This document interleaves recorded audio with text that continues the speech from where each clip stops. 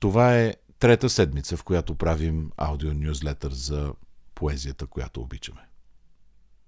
Правим го, защото харесваме явно да слушаме гласовете си, но шегата на страна, харесваме ритъм, харесваме паузите, харесваме паметта на ухото и начините му да танцува с нюансите.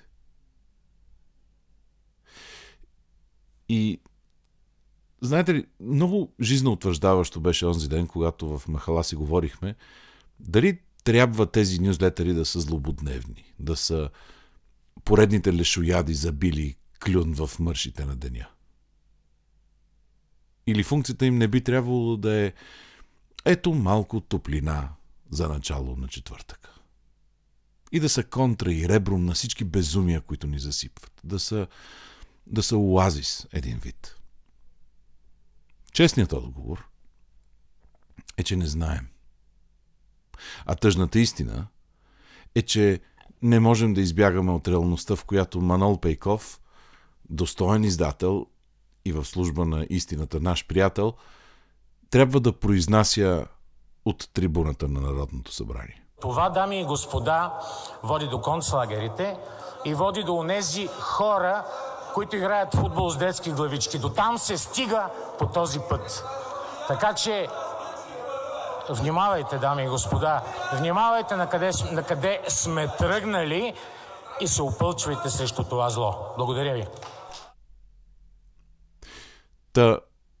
Заради разговорите ни в книжарницата от преди няколко дни, колкото и адекватно да би било, няма да ви прочета и вди се за мен на Примо Леви. Защото не искам да ви скършвам. Все пак, четвъртък е сутрине.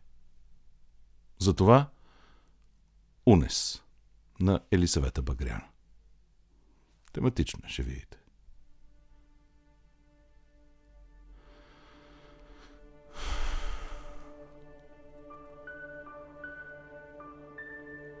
Говори.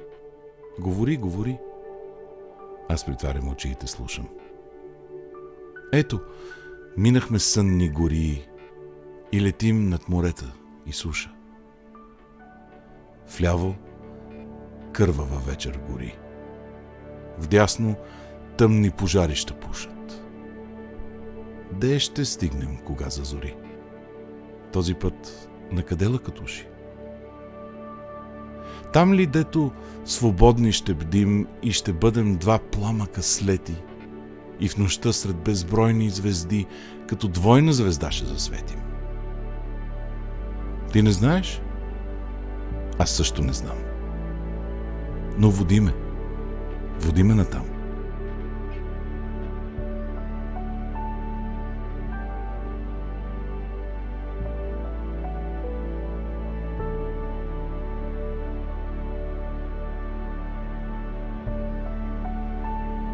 Още една седмица мина. Още една седмица до другата седмица.